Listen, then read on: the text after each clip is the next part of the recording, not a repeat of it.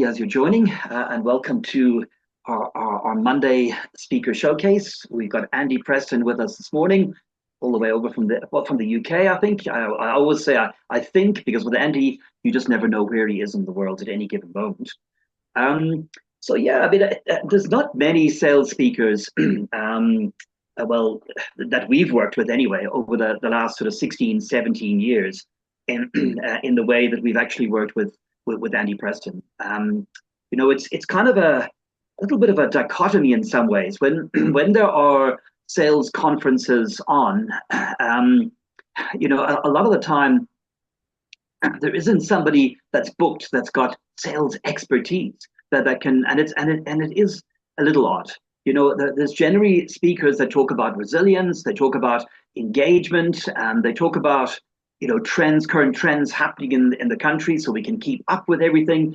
And all of these things are great. It's fantastic. But why not then add a little extra slot to have somebody come in and talk about global expertise? Andy was originally a buyer and then went from a buyer to become one of the leading sales consultants in the UK in the products that he sold. And then from then went on to teach this and teach it all around the world. So he meets up with teams and companies just like everybody works with, but from different parts of the globe, gets different opinions, so he's interesting, and can add significant have significant impact to the bottom line. And we do hear this. Companies are, particularly with the sales teams, they want to get them better. They want to get them, doing better. The targets have gone up, and yet we don't often enough, we feel, bring in a speaker with genuine sales expertise. And on top of that, Andy is very generous in terms of how he works. He has said many times, and this is open to everybody on the call, that he is willing to help. So particularly in event management, we always want to try and be more influential. We've got these great ideas, we present them to the stakeholders, and we sometimes struggle to get it across the line. Other than that, our independent event managers, when they're pitching for conferences and events, RFQs, whatever it might be, Andy's also very willing to help, and upskill and get involved. And he said he'd do that at no cost even. So we're looking at a great ally here, and he loves South Africa, loves to be here more.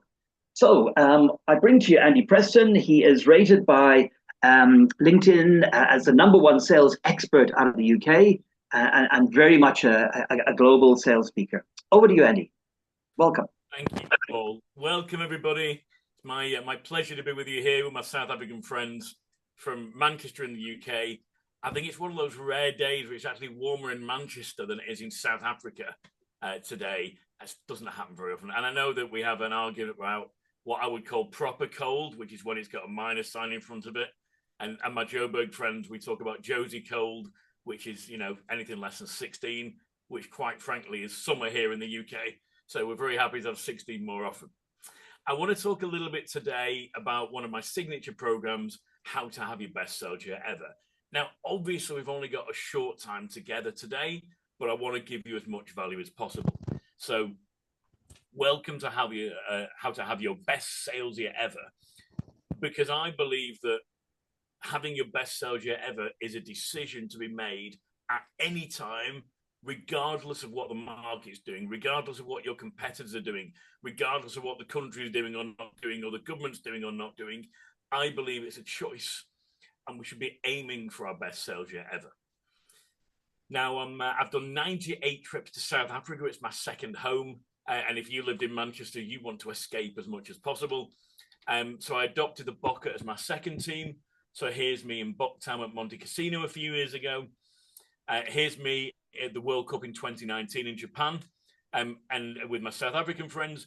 And by the way, that if I went to Japan and supported your team and you didn't go, you've just lost the right to chirp about the result of the final. So we'll just get that mentioned here. So some of you may know this guy, a sponsor. I'm a sponsor of my rugby team here in Manchester Sale Sharks. So I get to know some of the players fairly well, and lucky to have dinner with Faf on a number of occasions. When it comes to South Africa, as I've mentioned, I've been here 98 times. And I generally have three names when it comes to South Africa. So my English name is Andy. I'm very lucky that I have an African name. My Zulu and Xhosa friends call me Andile, and my Springbok supporting friends call me South Africa's favorite Vitkant. So I will answer to any one of those three. And let me start off by saying, because we've got a short time together today, I have a gift for all of you. For anybody watching this live or on the recording, I want to be able to give you some ideas and context, and I've got time to share with you today. So I have a gift for you to activate that. This is a portal that we built. This one's for Vodacom we did. And we build sales portals for clients so that when we work with them at an event, the power and the long-lasting impact of the message isn't just on the day, and then everyone forgets about it the week after they've had a few drinks, etc. It's 12 months or more worth of involvement that people are progressing. So I want to give you access to something like that, and we build these for corporates. There's the Vodacom one, as I mentioned, but we have a standard one that I let people join as individuals. I'm going to give all of you access and membership to that today, free of charge as my gift. All you have to do is find me on LinkedIn, search at Andy Preston Sales on LinkedIn, drop me a message, and I will, with your details, and I'll make sure we get that membership activated for you. So you get more value than just a short presentation today. Okay, so in terms of having your best sales year ever, let's get into the meat of this, the content. What mistakes do experienced salespeople make, or anybody selling, even if they don't consider themselves a natural salesperson? What mistakes do they make that stops them having the best sales year ever? Now, I've pulled these from the longer program, so I'm sharing a few with you today. They won't be consecutive, you know, like number 1, number 2, number 3, number 4. They're like 1, 4, 7, 11, something like that. Because there's a lot more, obviously. I'm just sharing you here today, so don't worry if it feels a bit out of sequence for you. Sales mistake number 1 is what I call standard thinking instead of standout thinking. Standard thinking instead of standout thinking. And what I mean by that is, you know, it's often I'll talk at conferences. This is one of my most popular topics, particularly this year in the current market we're in and will be in for the next sort of 12, 18 months. My signature program is How to Have Your Best Sales Year Ever, the preview of which we're doing today. And it's interesting when I talk to event companies, PCOs, clients themselves, like, Andy, it's a bit of a tough market here at the minute. You know, we're finding things challenging, sometimes been a ratings downgrade financially. There's tough things going on in the market, etc., etc. And we say, well, you know, how to have your best sales year ever. Is that really the best title, the best program right now? And my question was, well, it's worth asking the question, of course. But if you're not currently planning to have your best sales year ever, what kind of sales year are you planning to have? If you're not planning for the best one, what sales year are you planning to have? An average one? A poor one? Or let's just see if we can get through the next 12 months one? What kind of year? Because if we're aiming low, you'd be lucky to hit it. Why not aim high? And I believe we can give the tools and techniques to definitely have your best sales year ever, no matter what the market's doing, what your competitors are doing, etc., etc. Absolutely possible. And I proved that myself, going from hopeless to number 1 in the UK for sales in my industry.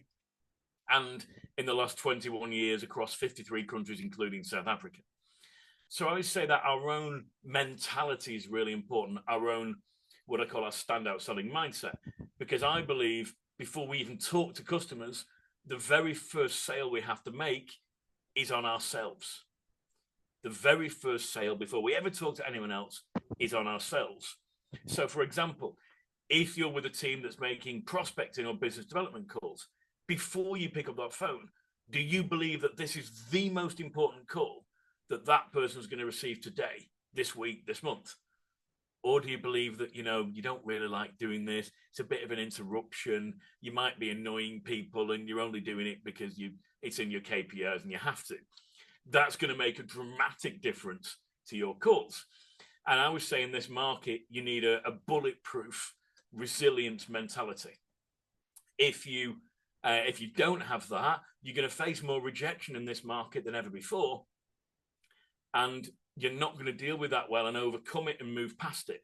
As somebody that's made, you know, 100,000 cold calls in my sales career originally, knocked on 60,000 doors. That teaches you some lessons about resilience that I can share with others, that most people don't have access to that. I'm taking what made me number one and successful in sales and what I struggle with, and giving those life lessons together so that you don't have to wait all the years I did to become number one. You can get there much quickly with the shortcuts from me. So the first sale you need to make is on yourself. Do you believe that your product or service is the best in the market for those customers?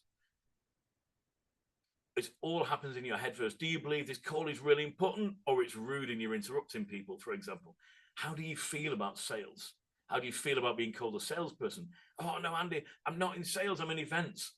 I believe everybody's a salesperson, because we all have a sales, persuasion, and influence job to do pretty much all of the day. Anybody who's got children will definitely tell you, get them to go to bed on time, get them to do their homework, get them to clean the room. Those are some of the biggest sales, persuasion, influence jobs in the world. So I believe everybody's a salesperson. It's just how we interpret that and how we go about it.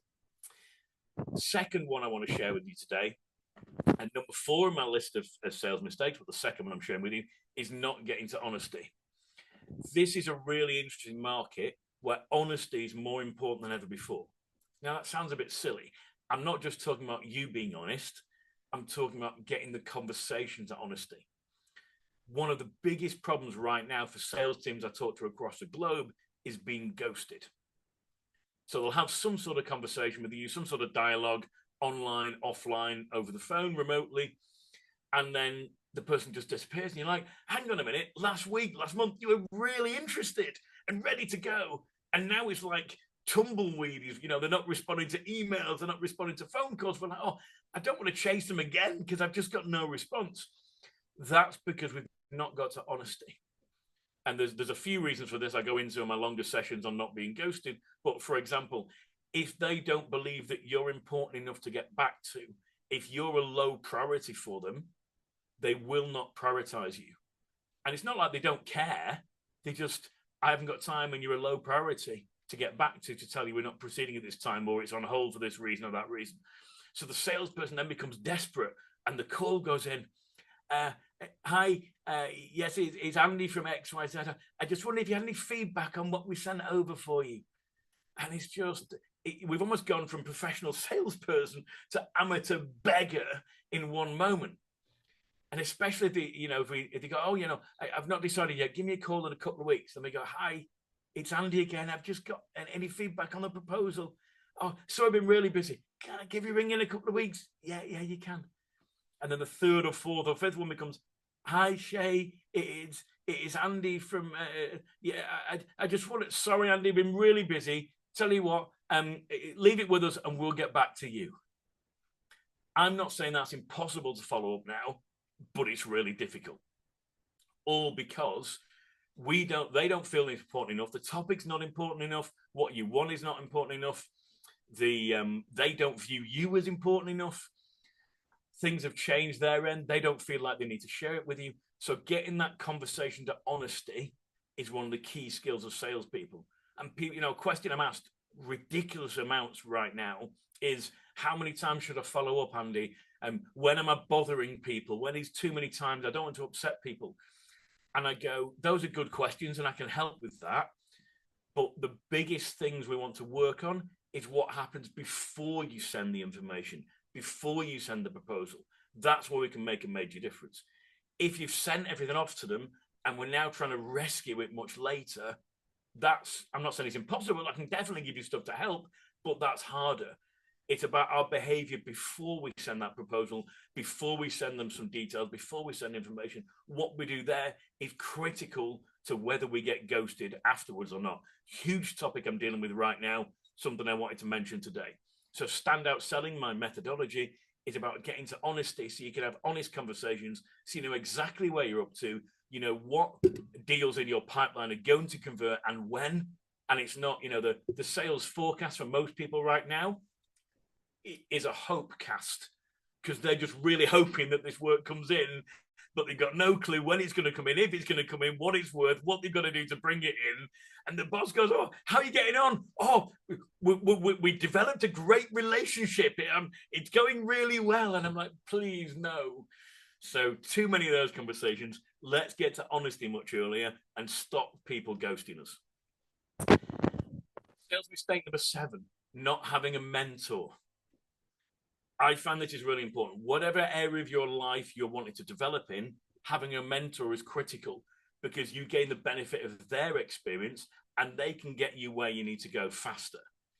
So my main hobby outside of my speaking and training business of sales, persuasion, influence is I'm a blues guitarist.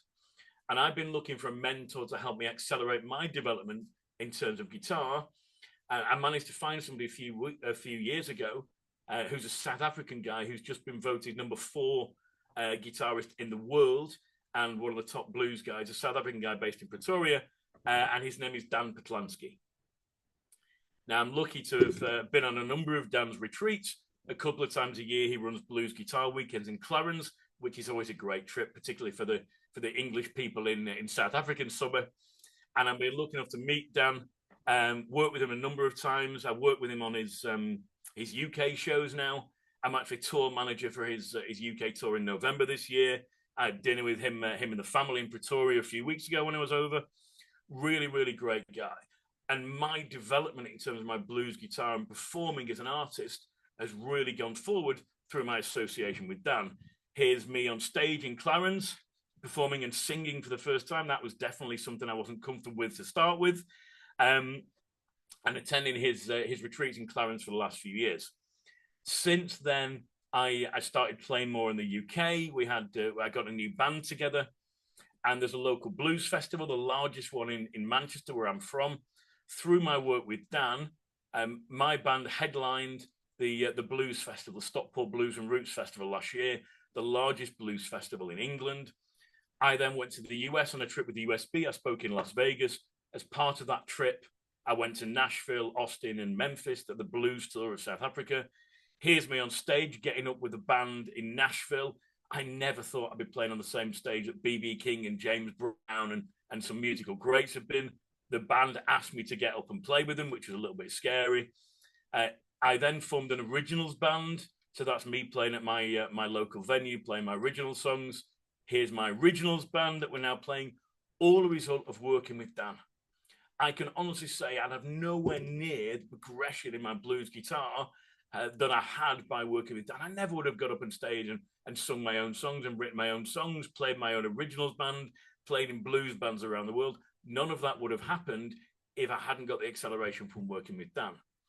So my question for you here is, what area do you want to develop in this year? If you're going to have your best sales year ever, is it sales development you want?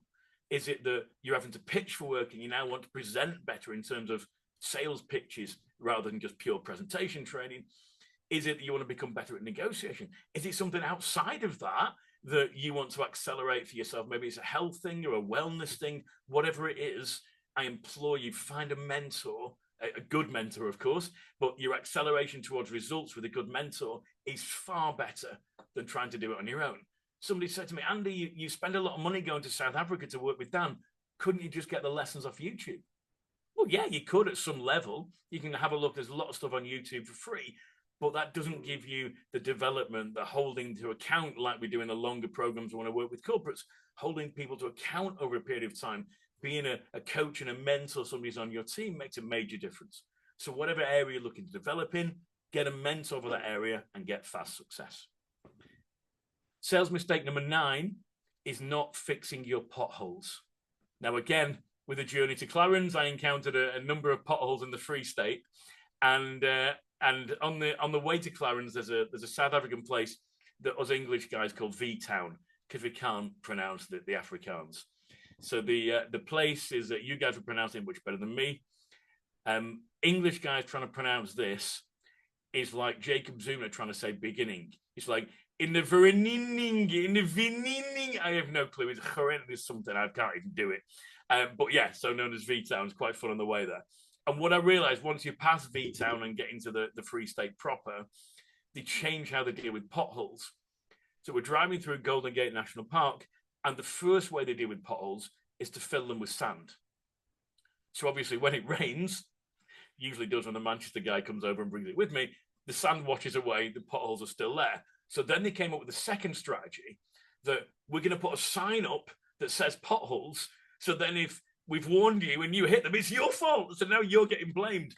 So this was my trip to Clarence, and just an excuse to wear my Boca shirt, really, is like, right.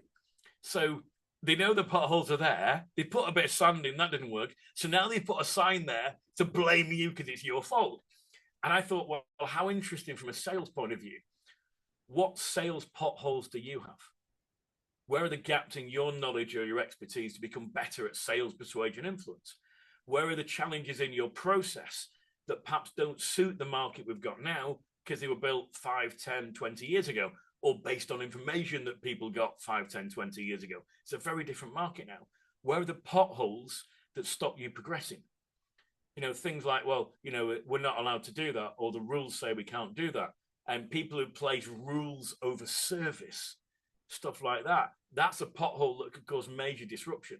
The last thing you want to do in a market where it's really hard to find new clients is lose some existing ones because of problems in your sales or operations process. So the question to reflect on here is, where are the potholes in your current process, and what are you doing to fix them? Are you just filling them with sand so they wash away when there's a bit more of a problem and a bit of bad weather? Or are you just putting a sign up and going, hey, we told you there's potholes here, so now if you hit them, that's on you, bro?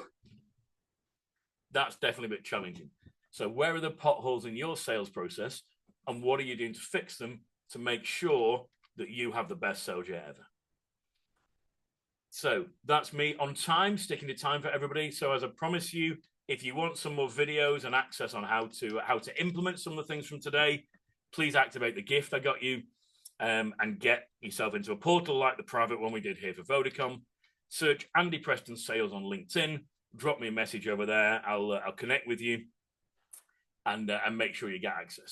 So I've been Andy Preston, starting to talk about having your best sales year ever and taking you from standard salesperson to standout salesperson. I wish you the very best for the rest of your year in sales, or at least the next 12 months from now. If there's any questions, I'll happily take those, but I'll hand back to Kathy or Paul, whoever wants to moderate from USB's point of view. Thank you very much. Thanks, Andy.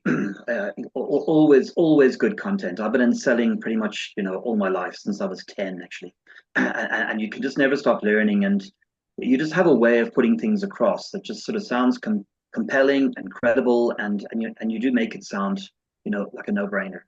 Can you take us through, because a lot of our customers on the call and that we watching the recording are basically conference organizers themselves, and I know you've had some fantastic sales conferences all over the world.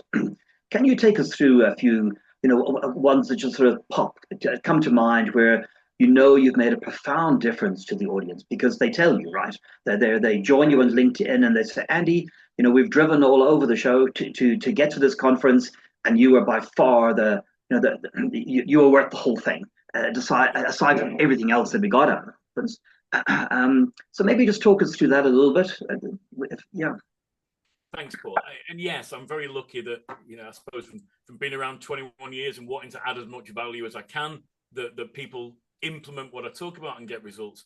I've had feedback where people say, I've traveled hundreds of miles just for half an hour with you. And it was the best thing I've ever done. I had, clients I've traveled, I've flown in from Zimbabwe, I think one guy into Cape Town for an event just to see you. I thought that was fantastic. One guy from Birmingham, the UK, said, Andy Preston changed my life. He was from Birmingham, to be fair, so maybe it didn't take that much. That's like the Bloemfontein of the UK. But that kind of feedback is really valuable for me, and to know that I'm adding value to others. And I think you're right, Paul, when you mentioned about conferences before. Far too many conferences for me have turned into entertainment rather than sales success. So they'll take a speaker who is entertaining. Doesn't mean that other speakers aren't entertaining, but they'll take a story-based speaker. My friend Joey Evans is fantastic. He drives on stage on his motorbike. He's amazing. Other friends of mine have amazing stories on resilience. I've got people that have rowed across, I've had world records for rowing across the Atlantic, and that's fantastic. But that's an entertainment and motivational message that I go, well, you've got your salespeople together for the once a quarter or once in a year. Why on earth aren't you helping them sell more rather than just motivate them? Because far too many people motivate their staff for the tea and coffee and the muffins or the free drinks at the night, And then a week later, they're like, well, I've still got to do this business development, this sales stuff, and I've not really got anything to help me. So that's why I love being able to impact people at conferences. But then I've just did a tour of South Africa a couple of weeks ago. I'm busy in the studio now filming follow-up videos for them, so they'll get progress over 12 months. So it's a much more longer lasting impact than just an initial motivational. Oh, that was really interesting. That was really exciting. I was really entertained. For me, if I go back to my days as a sales director, I want something a bit more than that. So I'm not saying don't book a speaker with a story. My friends like Joey are fantastic. But I'm saying just don't miss that opportunity to add to that with some sales expertise that's going to make a difference in the numbers and probably pay for next year's conference. That will be the first thing. The second thing I find is the market we've got now for the next 12 to 18 months, most people are not trained or ready for. In other words, they've been used to a softer market where most leads come inbound. Most people have already decided they want to work with them. So it's more like an order taking process role rather than having to sell. We're seeing globally, not just in South Africa, inquiries are down 30 to 50%. Incoming inquiries are down 30 to 50% globally. So people are having to go out to get the work. They're having to create opportunities that weren't there before. That's a specific skill that typically most people now doing a sales role have not worked in that kind of market and are not trained for that kind of market. So they're going, I don't understand when I'm talking to the people and they're not getting back to me. I don't understand why they came to me and said they really want to work with us, but we've not heard for 3 months and we can't get hold of them. They're not responding. They're not ready. You know, we've got people who are in account management that have never made an outbound call in their lives, suddenly being told they've got to do 30 calls a day, outbound from cold. That's a very specific skill that probably doesn't exist in most companies unless you're very big corporates these days. So I think it's the salespeople, whether the full-time salespeople or not, are feeling a little bit lost, a little bit unsupported. So to be able to give them some support, to be on their team, to really help them develop and give them some expertise that may not exist within that team or that company currently I feel very blessed and very lucky to be in that position. And the impact is off the scale. It's not unusual for me to get feedback like a conference, financial services conference I did a few months ago in the Western Cape. The feedback from the delegates I spoke to came to me said, "You're the best speaker we've ever had." That's fantastic from an ego point of view. But what I really want to do is I'm going to check in with you in 12 months. What difference does it make to your sales figures? What difference does it make to your life? What impact have we had? And that's the stuff I really like. And that's the things where, I'm 250% of target. Andy's helped me accelerate into new markets. I've gone from a 6-figure salesperson to a 7-figure salesperson based on Andy's methodology of standout selling. That's the kind of thing, Paul, that's the big impact is, yes, I made them feel good on the day and my ego thanks them for saying I was the best speaker. That's great. But what impact do we have on the lives and the figures of those individuals? That for me is my proudest moments come from that feedback. Thank you, Paul. And Andy, you are very well set up to achieve these kind of things because you do create these amazing portals. I did put something on the chat there as well, and I know them well, and so it does mean that audiences can log in. You can often have post-conference chats with the sales directors, the people who are really feeling the pain with their teams, probably based on some of the points that you just mentioned earlier. And you are able then to maybe, because we've got this whole scenario in USB about accelerate. How do we accelerate the message afterwards? How do we make these conferences sustainable without breaking the bank and utilizing people's time effectively? So by making these kind of, making your portal available, by appointing, I know you do sometimes appoint ambassadors within the organization, make them accountable as well, so that they can be spreading the message. So you do way more than just pitch up and speak. That I do know, and I would encourage everybody on the call to make use of that more. There is a question in the group because I think we're just about out of time. From Clive, great insights as always, Andy. Get a lot of value from our discussions. I know you probably are a little bit like a mentor with him. over and above daily calls and email, how important would you say human in-person engagements would be over and above the sort of the daily calls, emails, things like that? I mean, I guess it would depend, right, Andy, on what you were trying to achieve, where you are in the sales cycle with this customer, where this customer has been. I mean, are they a customer you've worked with for years and years? This would probably apply more to, I would say, newish kind of customers, budding relationships, maybe. Would it? Yeah, so I think there's a few variables, because obviously if you're selling across Africa, you go, well, I want to be face to face, but I'm not going to get on a flight to Zimbabwe. I'm not going to get on a flight to Dar es Salaam without heavy communication first. If your client's around the corner, it's much easier, of course. I always say that South Africa is a very traditional market. It's definitely a preference for face to face rather than online or remote. So that I would say that generally it's better to go face to face where we can, as long as that time is qualified. So I don't just, I'm not just going to make a whole load of meetings just for the sake of it and I hope something comes off it. Otherwise if I'm going for a quick coffee, then that's how I've positioned the meeting in my mind. But it's about what's the most valuable use of my time. So a well-qualified meeting, assuming it's qualified, face-to-face is always best. Because in a world, and I'm talking a lot about AI in sales, and that's a portion that's coming in more now. But I find and particularly the impact on the buying process, that's the most important bit, not just getting excited about a new technology. But as the world becomes more artificial, that human-to-human contact is more critical now than ever. So it's harder to get a face-to-face meeting now than it has been for a very long time. But of course, the ones that are trained well, they can do it. The face-to-face time is critical. If we can't get face-to-face, virtual is better than nothing. And then we're phone calls after that. The very bottom rung of the ladder is emails. But I find that a lot of people default to email now as their standard, their first go-to, which really doesn't develop relationships. It's easy to get rid of. The thing is with email, there's no rejection as part of that. If I tell you no face-to-face, that's quite personal. If I tell you no virtually or over the phone, that's kind of personal. If I don't respond to an email, it's still kind of a no, but the salesperson doesn't feel rejected. So there's an interesting dichotomy where people are going far away from the face-to-face, Paul, and going to the opposite and reverting to email. And I always say that if we want to persuade people or really get to know them, then we want to be moving towards the virtual or certainly the face-to-face end of that spectrum. The more we go to emails, that's a logical process. We're informing people, we're passing data and information on. Sales is about emotion, a transfer of emotion. That we, ideally, if you give me a choice point, I would always choose face-to-face where logistically possible and where it's a good use of the salesperson's time.